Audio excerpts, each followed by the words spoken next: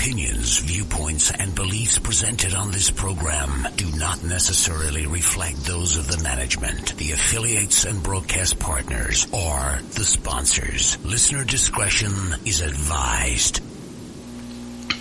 Between science and ignorance, there is filler.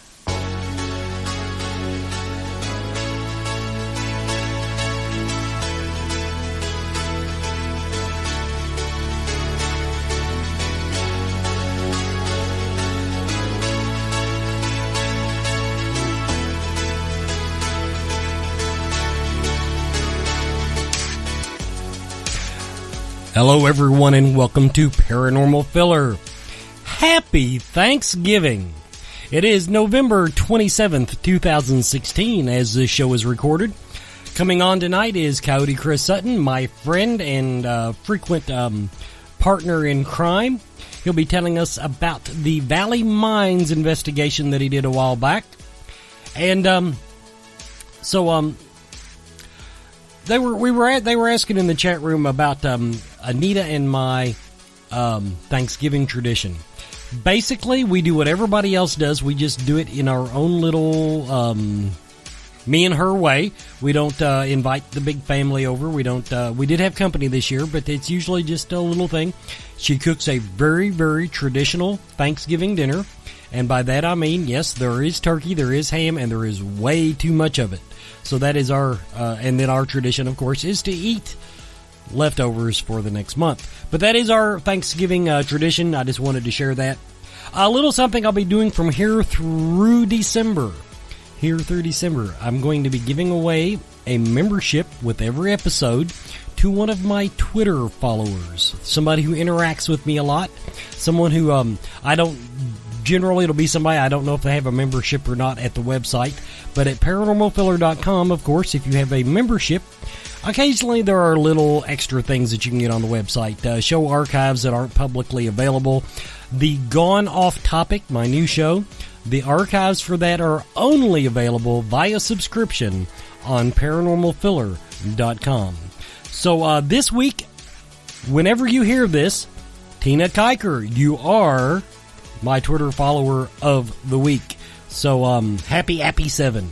So, whenever you hear this, I know she's a regular listener, just send me a text message, and I will give you the link to claim your free membership. And if you already have a membership, if I just missed you joining, all you have to do is give it away to somebody else. I'm giving you one. You can do whatever the hell you want with it. So, that's what we got tonight, and stay tuned, everybody. Chris will be with me in just a moment.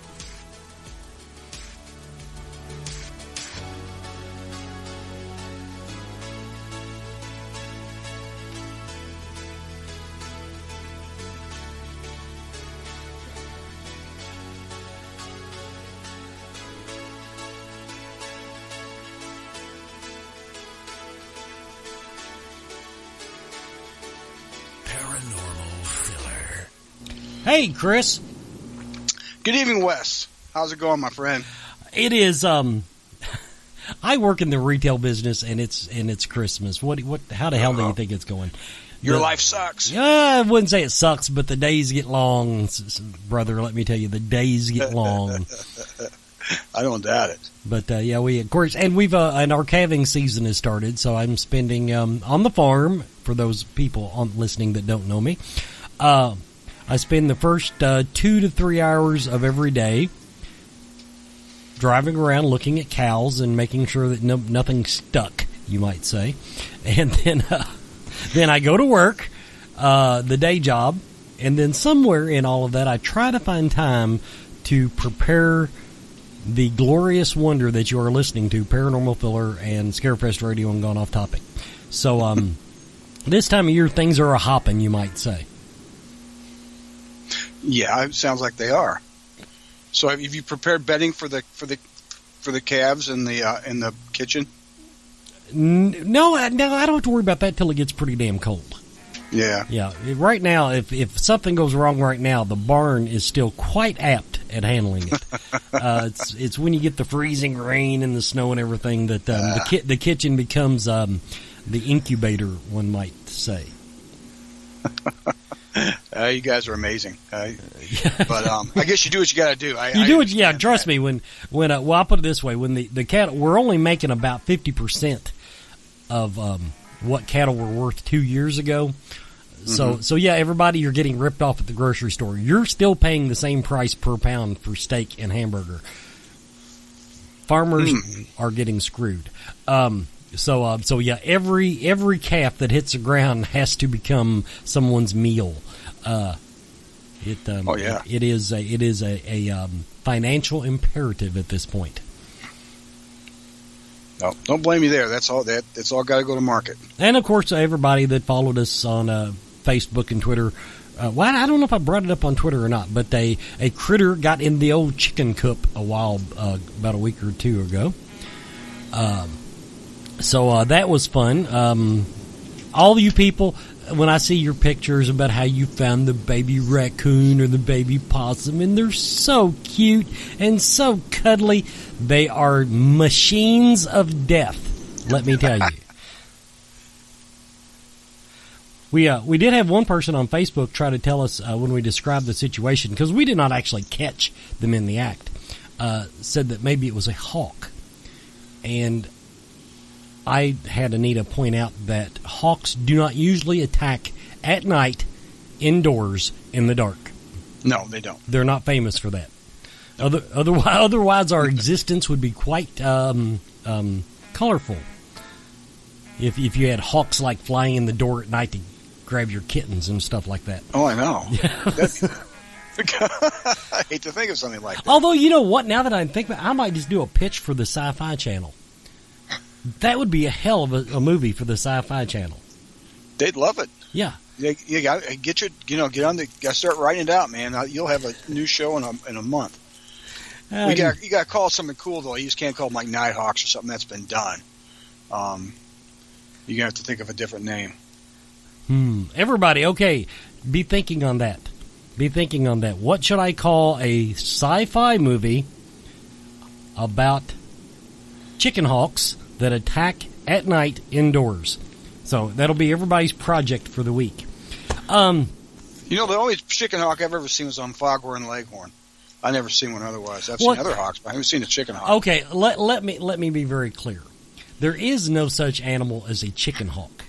The hawk that you see when he grabs a chicken becomes a chicken hawk. Ah. So that I will clear that up for everybody. It's all contextual. Contextual. There's your word for the night. Contextual. If they're eating rabbits, they become rabbit hawks. Whatever. I mean, but okay. So you're defined by what you eat. All right. Yeah, gotcha. They are defined by what they eat. Honestly, most of them don't like fooling with chickens because they're actually bigger. But when they get hungry, they will do it. So just so everybody knows. This show has already been educational, and we've not even talked about the paranormal yet. That's right. So, Chris did a event in Valles Mines, Missouri. It's been almost 2 months ago now, I guess. It was October 15th, I think it was.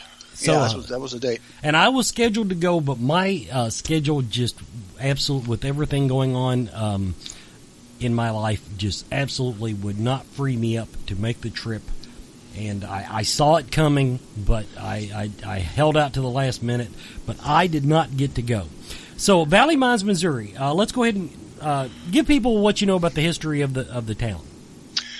Okay. For one thing, Valles Mines is about an hour and 20 minutes south of St. Louis on Route 67, which probably means nothing to most folks, but it's down in mid Missouri, and the main house there, which houses the Lost History Museum there in Valles Mines, was built in 1749 for Mr. Valles, who was the man who basically, I guess you would say, pioneered the place up. He was the owner of the mines there. I mean, ergo, it's named Valles Mines because he was the man who owned the mining company. And they had several shafts set up there. They mined lead in that area. Both my grandfathers lived just down the road from there, and they were both lead miners. So this whole area was actually they call it the lead belt down there. So this is one of the earlier ones that was established, and basically where we were at is old Valley mines. And there's not really, if you go looking for new Valley mines, you're going to find a few houses and pole sheds and maybe a blacksmith or something like that. That's about it. And a gas station that sells hamburgers. But anyway, it's been in existence since then. Now the mines closed down basically probably back in I'm going to say after the Second World War sometime they started petering out because they started using other things besides lead, and it started kind of. And you can't put it in paint anymore. No, because people eat it. Or in shotgun pellets or anything like that. And so, and so the market dried up for it. And so, but the buildings are still there. It's really not noble for much of anything else. There are a few ghost stories around there, not kind of where we were at a railroad tunnel and things like that. Now, that was a pretty creepy place when we went and viewed the place. They just made this tunnel. I mean, just carved it out of the freaking the hill. And it's not like real smooth. You can see these cut marks, and they blasted, and probably lost about 10 people trying to get through that thing. But they built this railroad up into the hills, and they packed mules in on oxen and stuff, all the dirt, and to create all this, so that way the train could go up the hill and get to ore. Because most of these mines would be kind of down the valleys and stuff. These guys were up on top of the hills, at least the ones I had seen. And that's where the mine shafts were. See, they'd ride the train up there to go to work, and then they'd bring the people and the ore back down later on. So you had all this stuff that they built, and it's like, this is before you had any kind of heavy machinery. You couldn't have gotten up there anyway. So they just, hired all kinds of people and baskets of dirt and shovels and tamping it down and whatnot, and created this whole thing up in the hills. But the town itself is in the valley, and like I said, it's been there since the early by 1740 something. They were probably established, and so that's basically there was no axe murders or anything like that I could recall in the stories. Every town has their drunk that fell off a train or that type of stuff. There's that kind of thing. I didn't get, because there's nothing really major about the there's no outstanding nasty gnarly history about the place that like the Vliska axe murder house or something like that. Everything was pretty normal place. I mean, besides its usual bad things that happens in towns. And so that apparently is the kind of the gist. Now the folks that run the place, Steve and Tom, real nice fellows, and they wanted to make sure people knew about these places. I mean, all these places are starting to, go away. There's really not much left of Valley Mines at all. And so they took the Mr. Valles house that was built in 1749 and created a museum out of it. And so it's got like the history of the area and big chunks of lead you can look at, and all sorts of stuff they dug out of the mines, and all sorts of crystals, and then the history. And its history of these little towns is always kind of interesting. They had a couple war heroes, and from the First World War and Second World War, and things like that. And lots of people live there. It's a very, very old house, and people lived and died there. So I mean, but it's a neat place. Nice folks, and interestingly enough, Weston, you and I talked about this. There's hardly anything out there about this place on the on the internet or on YouTube. Yeah, I found maybe 2 or 3 groups that had posted findings from the place. That was about it. Yeah, exactly. And so it was kind of like stepping into something where you didn't have a lot of preconceived ideas. We heard some stories from the guys that ran the place. And when I did a walkthrough, I sensed a couple spirits and things like that. But, I went through in the daytime the first time, and so you don't catch quite as much. But, I knew it was going to be an interesting place. And so, you and I decided to go and investigate here. And I just heard about it on a whim. I was searching for places to go to, and this happened to pop up. I said, that's not too far. And they got this little museum there. So I'd gotten a hold of the owner and stuff, and, everything, they were all good about it. And so we all decided to go, and we got the 3 girls in the dark signed up to help us out. And so then, we're getting ready to, then we planned the trip, and unfortunately you weren't able to make it, but on October 15th we descended upon it and had a pretty interesting time. Did you get any of the local people? I know that we sold tickets online for people traveling in, but now I know they do in that area, they do a big Halloween thing, and that was right. something that you were hoping to leverage a little bit. Did you have any turnout from that? No, from the Ghost Roundup. Right. No, nothing from the Ghost Roundup. It was $30, and so that was kind of rich for the blood, I think, there. And in fairness to them, they're used to being able to walk around the place anyway. The people lived around there. Most of the people that came... Yeah, but not with a shaman. Yeah, I know, but and 3 hot chicks and everything else that goes into the mix. Exactly. I don't know how they could stay away, but it's hard. Media down there is not quite the same. And, I could see where, this place had no notoriety whatsoever, so then people weren't going to take a trip from out of town to go down. If we had Jason Hawes or something like that, and maybe we'd have caught some more. But, most of the people that showed up were friends of mine, to be honest. And then we had a couple other folks, that showed up too, that knew us, knew me, and knew the 3 girls. And so, we had about 8 people, I guess. Actually, we had more help than we had actual paying customers, but which was fine because we had a good time with that.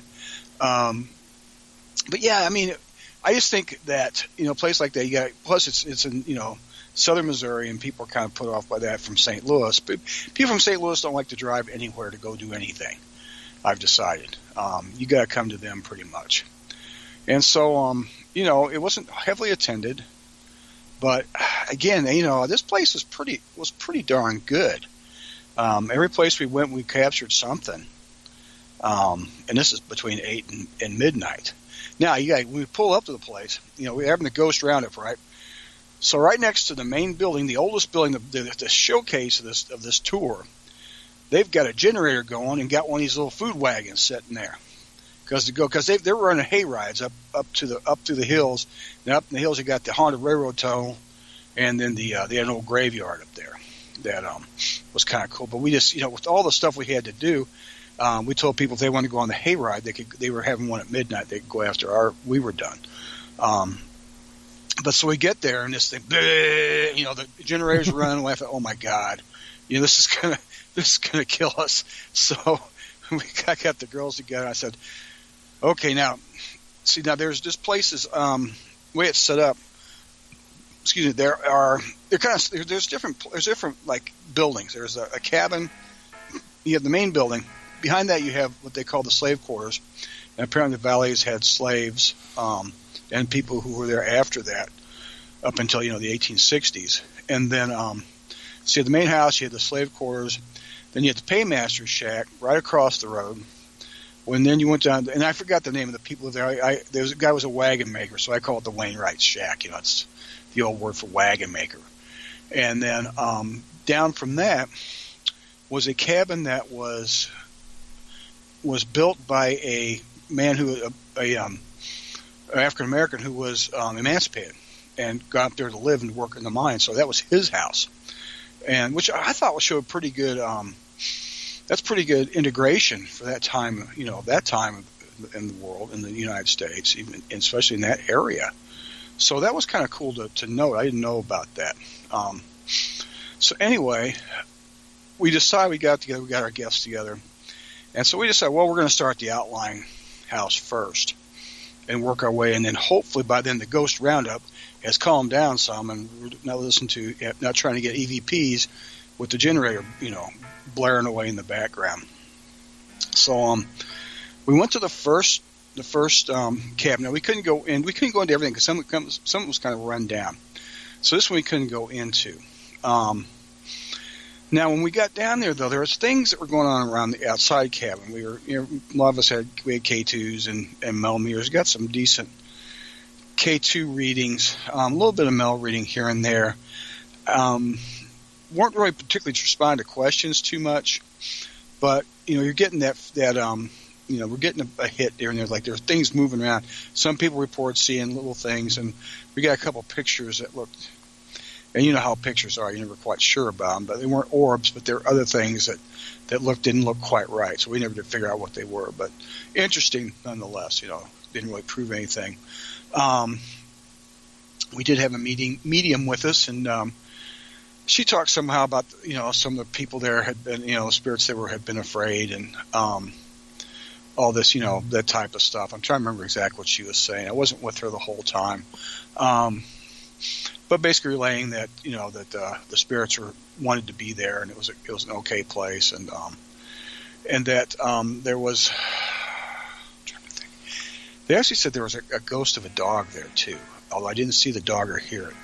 But yeah, it was kind of interesting. Now, a couple of people, the more sensitive ones, kind of felt a little uneasy there, and I think whether it was somebody trying to contact them, they weren't quite sure how to do it or what.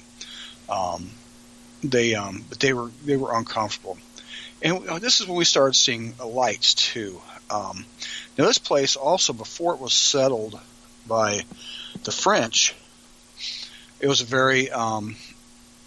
it's very popular with Native Americans there. I don't know the name of the tribe off the top of my head. But so you had that as well. And this is when I first started seeing the lights. Some of the other people and I started seeing these little lights around. And places like this, when I'm thinking, it's like when you're not Farrar up in Iowa, mm-hmm. These places have spirits of their own. People would, the same reason that these places attracted Native Americans to live there, also attracted the people who settled in these areas. There's a type of energy that I don't really know how to explain it entirely, but it's an energy that it's very wholesome. It's actually a very good feeling. I mean, I felt comfortable the whole time I was there. I actually liked being there from an energy standpoint. I guess it was Christy Mars is one of the three girls in the dark, and I were looking out in the woods. And Christy's a sensitive, so she and I kind of hang out at these things sometimes. And we saw a red light going through the woods. Now, I automatically thought, well, somebody's driving their truck back there, because it was in a straight line, and it was real bright, like a tail light. But we looked, got the flashlights out. Look, there was no road over there. And we talked to the people later on. They said, no. They go, what'd you see? I said, well, we saw a red light. He goes, yeah, we see that stuff all the time. This, as a matter of fact, the guys that were, the guys who ran the place and lived around there, they see these lights back in the woods. And so we finished up there, and so we went back down the road towards the Wainwright's cabin. Now, that place was really pretty active. Now, I have to admit, within about 15 minutes, I got kicked out. I got kicked out of that one for the simple reason that, the three girls in the dark medium's name's Melissa, and Melissa is very good. And she goes, Chris, they're kind of scared of you, or you're kind of keeping some of them away. And you and I have discussed this before, mm-hmm. that sometimes the energy that you have and put out, it sort of scares some spirits. And so I left. My son Max was in there, my daughter Emily, they were both with me. And they were telling me, and I could see from the outside what was going on, is they were having a conversation with a small child. Now, this is when a friend of mine had a small ghost attached to him for a while. And she was I would say, I'm trying to think, I'm not sure if she was with the original families, anything like that, but she was there, had been there quite a long time, from what we could tell. And she was very talkative, but she basically indicated how much she liked my friend Dave. And so they were hanging around with them. The other people were talking about how that they I wish I get to just kind of, like I said, I'm getting it all. I got all that secondhand because I was outside here most of the time on my own little adventure. But basically, they were letting us know that they were there and that they liked what they were, and the way they saw it was the way they used to see it, from what the questions were. Now, we also started realizing that obviously there's more than one spirit than a little girl, but there was like an older or a more dominant spirit that was kind of regulating what was going on from what the people in there could tell. And the people who were in there, we had, I think, not Chrissy, Emily was in there and Gina was in there from Three Girls. And were telling me that they, the spirits through the K2, basically, I don't think we got anything on the EVP. Now, I have not got anything from them. It's possible they may have scraped something up, but usually they would tell me if they did. And so I don't think there was anything major on the EVP line. So most of the communication took place through the, asking the K2, and the K2 would flash for yes and no, that type of stuff. And so they talked with them for a while, the spirits there, when they would answer, but they would flash a lot of yeses for, are you happy? Would you see that this place the same? Does it look like, it always did? Do you like the people that come here who live here? And most of it was the affirmative, so it wasn't anything like they were afraid or anything like that. Now, the little girl was scared, they told me, and that I think she might have been afraid of the dominant spirit, but, I didn't get a sense of evil in this place. Like sometimes the dominant spirit can be kind of malevolent, but in this case, it didn't seem to be what was going on. And so, we just kind of, they said, it was, they went ahead and ended up as all there. It was saying about the same thing over and over again. But throughout the whole thing, they got some K2s, a lot of K2 stuff. But as I recall, millimeters were not real big here. Maybe a couple. I think I got a couple of minor hits on the outside of the building. Now, so we've got this human stuff going on. These human spirits. I think. I don't think we encountered anything in the houses that was not of human origin some way or other that I could tell. Now, outside, a few of us were outside, and we started seeing these lights again. Now, instead of these larger lights in the woods, we saw these little bitty twinkle, look like little stars or little embers. And they would sit in the grass, they would sit on the tree, and they were just there. I mean, there was nothing. We'd look at me. I didn't step on anything like that, because if you got too close, it'd go away. But also there more and more started showing up, and nothing wasn't reflecting on anything. And one person said earlier, we were telling one of the guys there, said, "Yeah, we got these twinkling, these little spirit lights." Oh, there's none out there. It's coming off a beer can or something. Okay, so he got out there and he came out and he started looking. He goes, "Oh my gosh, I've never seen like this before." So this guy had been skeptical. All of a sudden, he realized that something was happening. And so we walked back a little further towards the woods. Now there's a creek there and some more woods behind that. So we had that water element going on. And so we got back there, and there's like a natural circle that was in the trees. And so I had everybody get in a circle. We got everybody out of the house, and they were done in there. We went out and got in a circle. And I didn't have my drum with me at this time. Now, sometimes, folks, when I go out on ghost investigations, I bring my shaman gear, obviously. I bring sage and candles and things like that to help cleanse and protect people. But I also bring my drum, because sometimes drums the spirits really like them, especially if you have elemental spirits or native spirits around. They really they enjoy that. When I say elemental spirits, I mean sort of the spirits of the place. They're not necessarily Native American, not necessarily settler. They're not ghosts to me. I mean, they're just like, the Wiccans may call them fairies or whatever. To me, they're the spirits of the place, the elementals of the place. And that's how I've always thought of them. And so I had everybody circle up, and so we started. I think I sang a song, or we talked. I think we just talked to them and said, hey, thank you for letting us come here. We appreciate it.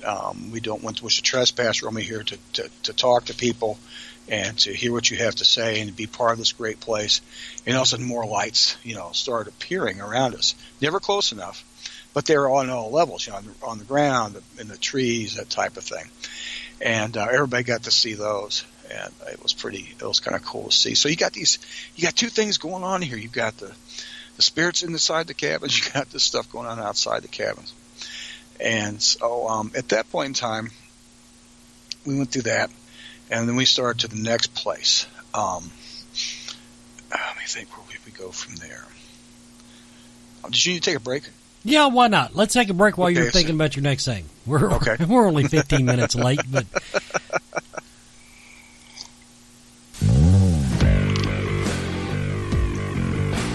Hello, friends. Are you exhausted with life? Resent your children? Maybe your husband is cheating on you. Get yourself a tarot reading with Ken Boggle. He can provide you with the clarity, guidance, and answers you need. That's tarotbyken.com. He makes things seem less shitty.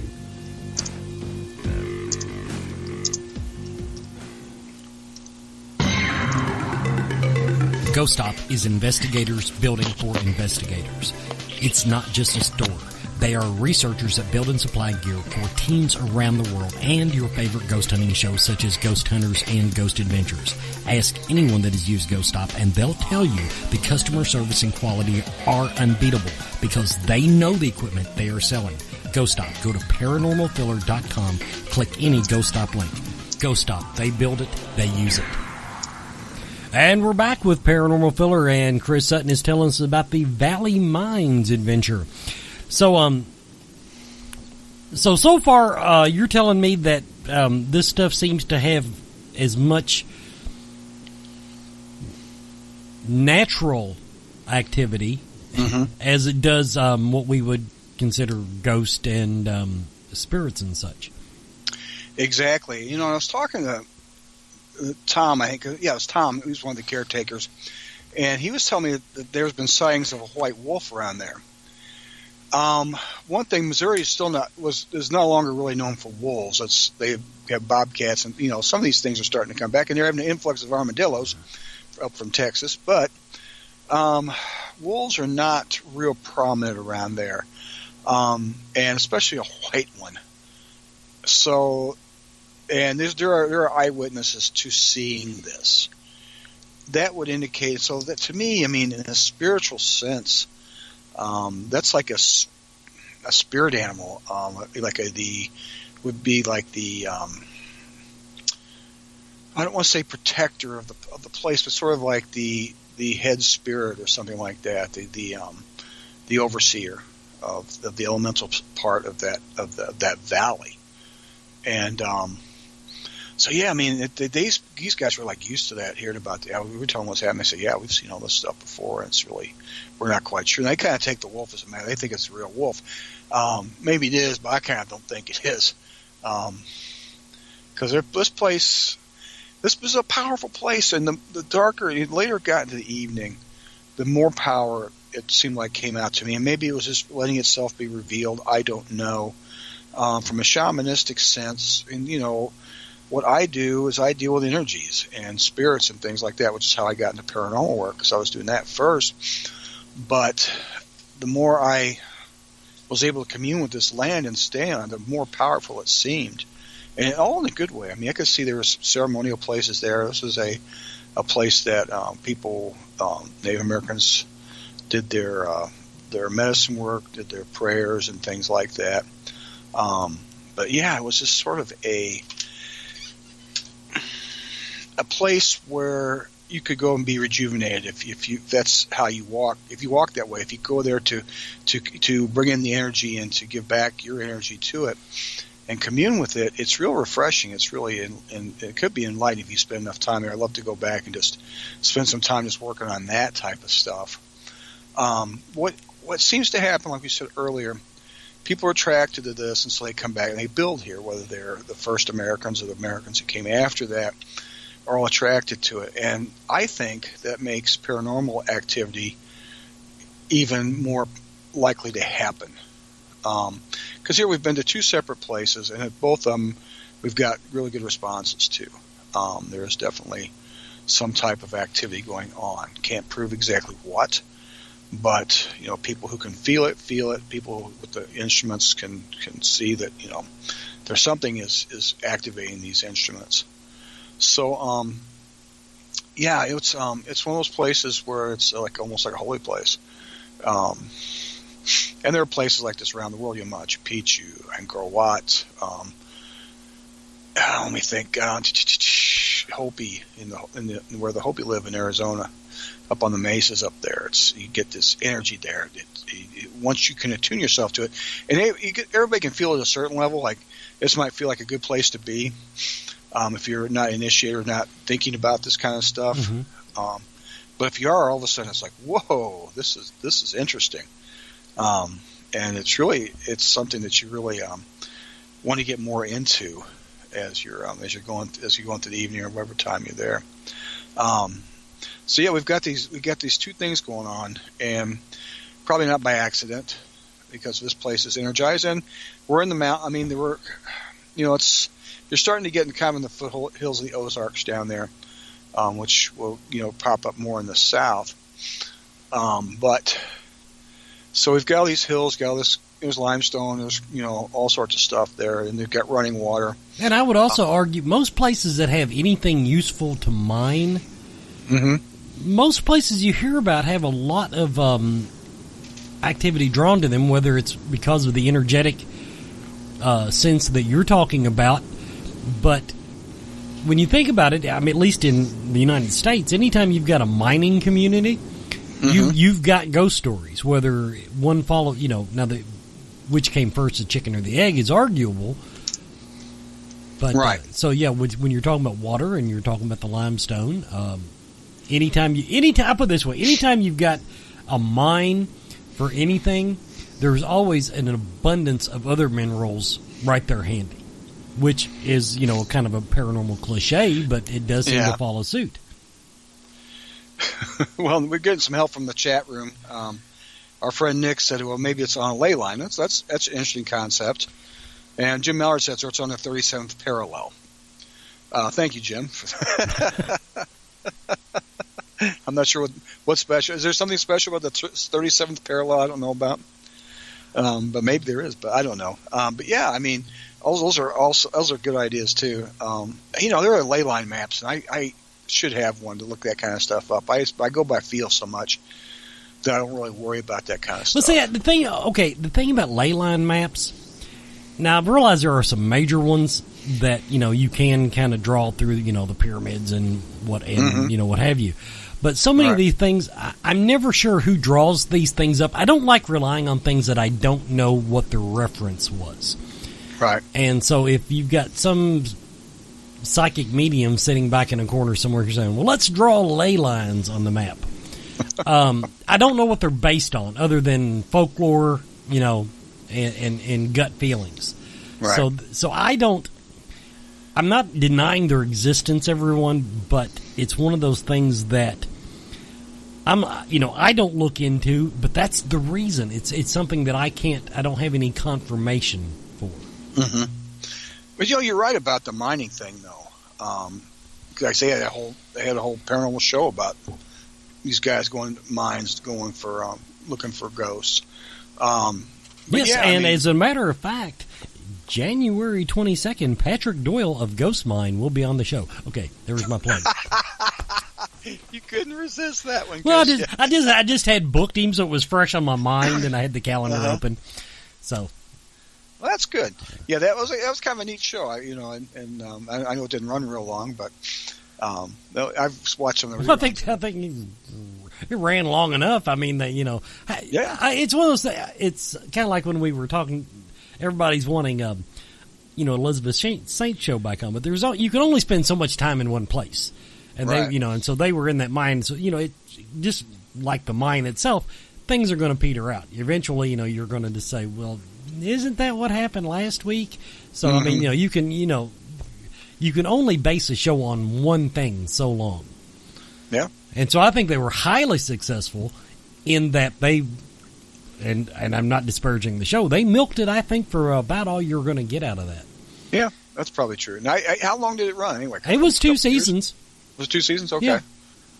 Everything was so saturated there for a while. I only watched it a couple times when it was on. I watched the reruns now. That's like Haunted Collector. I've seen more of Haunted Collector now than I did when it was on when it was airing originally. Because it's like, it's just so much other stuff going on too. Plus, I got to know Brian fairly decently, so I like to catch up with him just to be supportive of Brian too. But that's a good show. But yeah, these mining places, I think they do too. Like where I live, we have mines, we have limestone bluffs, and all this other stuff going on. We've got a real active town.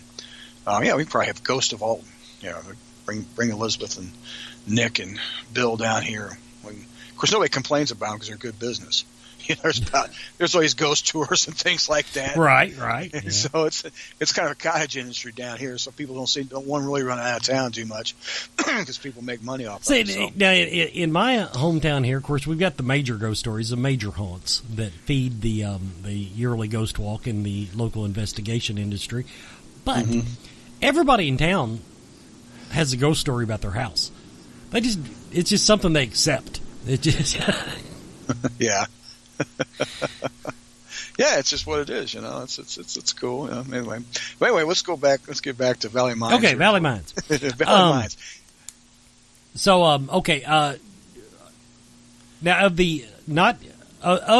let's get back to the actual building so that when people go there, not counting, we're staying away from the main house right now. Of the outdoor buildings that you were able to investigate, which one topped your list as far as your perception of what was going on there? The Wainwright's house, or the house where the wagon maker lived. That was the best because you had stuff going on outside and inside there. As far now, we're not talking about the main building or the slave quarters either. That's because those are separated by a road. That was apparently there during that time as well. So there is sort of a natural boundary between them. Now, the Paymaster Shack, you can't get into it. We weren't catching anything outside of that. So, although apparently the old legend goes that Jesse James held it up, but there's nothing to prove that. However, so as quaint as that is, there wasn't much going on. Then if I'm sure it was robbed. And and I mean those little I'll put it this way: unless there was a slaughter that went with it, every place got robbed back then. I mean, Yeah. You know what? They have the coolest door though. They've got this a wooden door, and it's the original door, and they put nails in it every inch. Nail, or even half an inch. So you had they turned it into almost a steel door because they put all these nails into them. I mean, probably it's it would, the bullet couldn't just blast through there. It would hit those nails and couldn't penetrate. So it's your first vault or something like that. Okay, yeah. Okay. Now I'll go along with you that somebody had that idea, but as was pointed out on what's the show, Anita? The one where Burn Notice. He told you how to break into a warehouse. The doors are reinforced. The walls are usually sheet metal. So knowing how old frame building, like our house here, the doors are, oak, solid oak, and thick, and then it's got steel outside doors, impenetrable. There's no insulation in the walls. I mean, you just kick your way through it. Yeah, I mean, you can feel a breeze, on any given time. So I'm just saying that if you were wanting to protect yourself, I don't think that was probably worth the effort put into it. That's all I'm saying. I don't know what they had as far as timbers go on the rest of the walls, but yeah, because you couldn't tell from the outside. Unless it was logged. Now, if it was built on logs, okay. I take everything back. Let's go ahead. I'm going to take my last commercial break. Then we'll come back. I want to hear about the main house. Okay. So, everybody, you're listening to Paranormal Filler. TarotByKen.com. Unlike other tarot readers, Ken reads multiple spreads during each session to provide you with clear, concise answers and guidance. Don't take my word for it. I'm just a voice on the radio. From Kelly, one reading with Ken completely changed things around for me. Jennifer, I feel so rejuvenated about my life. Melissa, it has changed my life. Visit TarotByKen.com to arrange your own tarot date, or you can call or text Ken at 859-229-4833.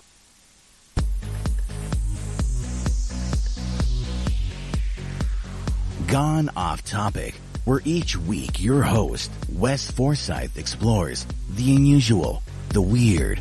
That's the same thing. The strange. Still the same thing. The bizarre. What the hell, dude? And the controversial. Okay, yeah, there's that. Nothing is off limits. Well, maybe. Nothing is out of bounds when you've gone off topic. Gone Off Topic. Sunday nights, 10 p.m. Eastern. paranormalfiller.com.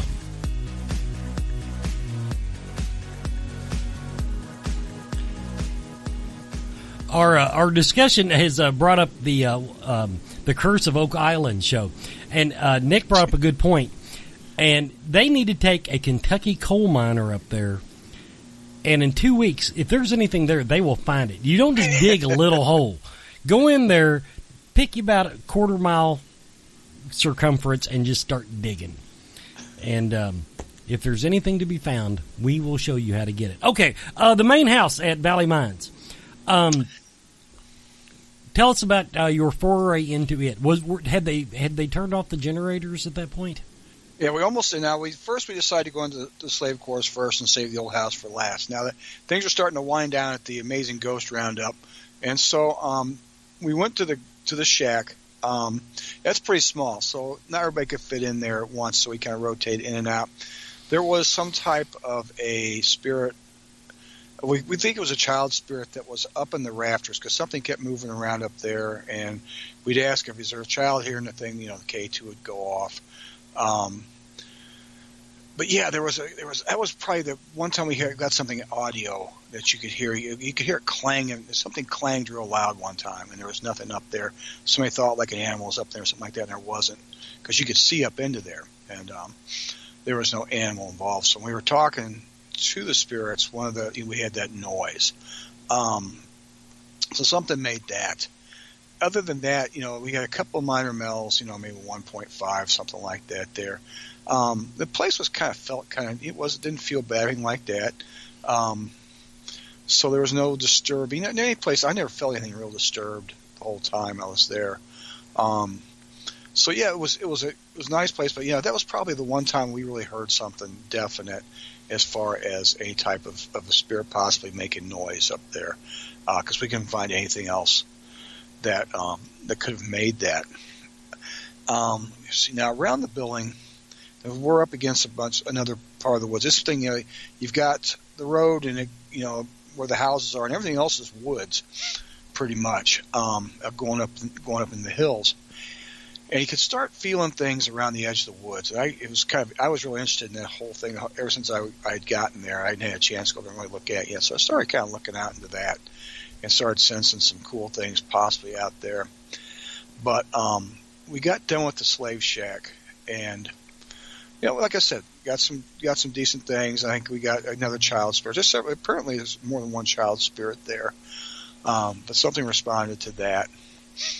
And so, and if you went up to the loft upstairs, that'd be a perfect place for a child to go sleep. I mean, it wasn't really big enough for an adult to go up there and be comfortable, but you could put a couple of kids up there, and they'd have done just fine. So, so then we went to the main house. By then, we got them to shut the generator down, and because they were done selling hot dogs and stuff, and we got in. So we started. We have to split up in there because the rooms aren't that big, and so there was Now, there's one part, the main part of the house is the old part. Now, of course, as always happens, this from where you live and where I live, that you had to start with something old, you build on to it if you got a bigger family or just decide you want something bigger. So there was the main section that had an upstairs, and the other section is all one floor. They would have had like the kitchen. There was an office back there. Now, I went into the office first.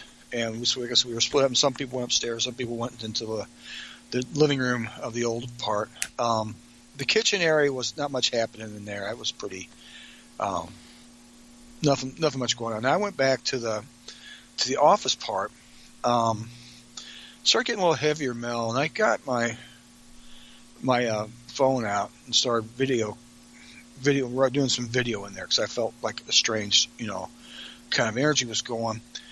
Now again, I know that what dust is, and I know what orbs are, and usually they're the same thing. Now one thing is like dust will move in certain ways, depending upon the air currents, and so you get all sorts of strange things. Well, now I got one of those, and I've seen this more than once, where this dust starts. What I'm seeing on my view screen is blowing straight up, and it's like almost tornadic in a way. but it's definitely, it's not, there was no vents. I mean, there was no heat on or anything like that. It doesn't have that sort of thing. Now, every time I've come across them like that, I always think, my feeling is it's a type of portal, because it went for a while, then it quit. Now, normally you'd think, okay, there was a vent down there. Like I said, there's no vent there's nothing to be had for that. I mean, it wasn't anything on, for one thing, and I don't think they had heat in that part. I think there was a stove back there for heat, wood stove. Yeah, there was a wood stove back there for heat, so they didn't have anything run back there. And then we started getting some hits off of that. It's like something was coming through, then stopped. And so, we've got that going on there when I was in there. Now, later on, some people were back there for quite a while, real heavy on the K2, on the Mel, like something was in there trying to communicate with them. Again, the usual conversations, yes and no stuff, which doesn't, always amount to a whole lot. But they said it was pretty consistent. The yes and no's are pretty consistent about, are you here? Is there somebody else here with you? Yes, yes. But nothing as far telling about anything major. But they were getting responses on the K2 back there. They were really into it back there for a while. So then, when that was going on at one point, I went back into the living room, and the 3 girls were set up in there, and one of those obvious things, and I'm not sure it's one that says, it says certain words, I'm not always up to date on that stuff. Like the code, you gotta say purple or something like that. And eventually they said the code word. The box said it anyway. But they were talking to the little girl again. Now the little girl is still, my friend has noticed, and he's very perceptive, that the little girl is still with him. And she is very attached. He goes, I can actually feel her, like, just on me. And the little girl, you like Dave? Yes. The K2 says yes. And so then an older woman came in. I had sensed this woman when I went through my walkthrough a couple weeks before. She is by one of the originals. And the people who work there told me that she's always been there, that they can remember. Very nice. She liked the little girl. Kind of a grandmotherly type from what we could tell. Answered some questions like, have you been here for a long time? Yes. Is there a little girl here with us? Yes. That type of stuff.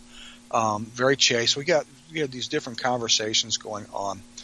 And then we had somebody else, and everything kind of stopped. You could feel something else. Something when we'd ask, somebody else come in? Yes.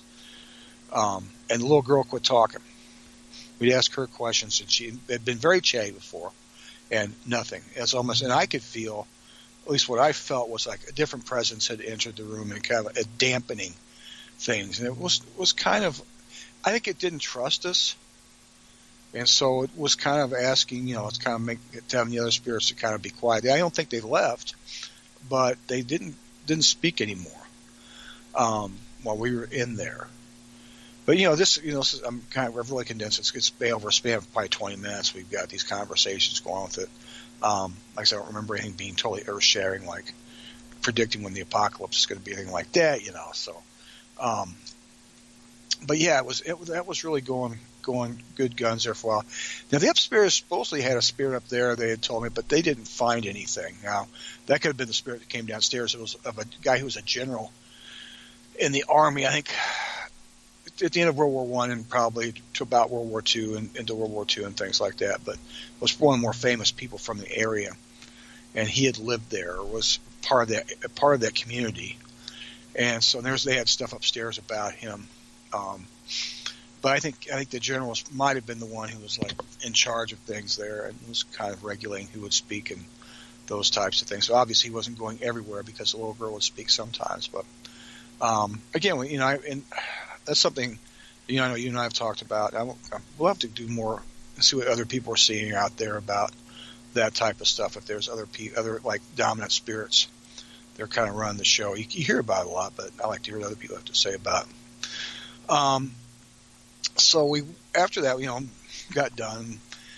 We went back out to the woods, and this time I went and got my drum out. And so, we're going to drum and do a song. So we got everybody in a circle, and thanked the spirits of the place for for having us in, you know, each of the directions, for being there to guide us and protect us. And I did a Lakota song. They hadn't done for a long time. I usually don't do in front of people, but I just, whatever did worked. Was everybody who was in the circle, everybody said, God, I just got goosebumps. And like, we can feel all this, you know, I can feel all this stuff out here, this energy, and it just feels so good. And also you start hearing this rustling back in the woods. But then there was like the trees started rustling, but there wasn't any wind. And it was like a wind had come through, but it just never reached us. It just hit the trees and stopped. And we could see little lights. You know, could see little lights back up in there again. So, you know, that's pretty much how the evening ended. So we had all this cool stuff happening in the buildings. We had all this neat stuff happening outside the buildings in 4 hours of time. And this is something that probably, you know, you need to take a weekend and break it down and to really go about it and see, well, how much you could really get out of this. You know, a small team, I think, would really work really well just to see what's happening. But all in all, just it was a very interesting experience, and I recommend anybody who gets a chance to go investigate there to do so. Their folks are nice, and they'll work with you, and it was a great time. Well, everybody, that's our report on Valley Mines, Missouri. Everybody, thanks for listening. Paranormal Filler.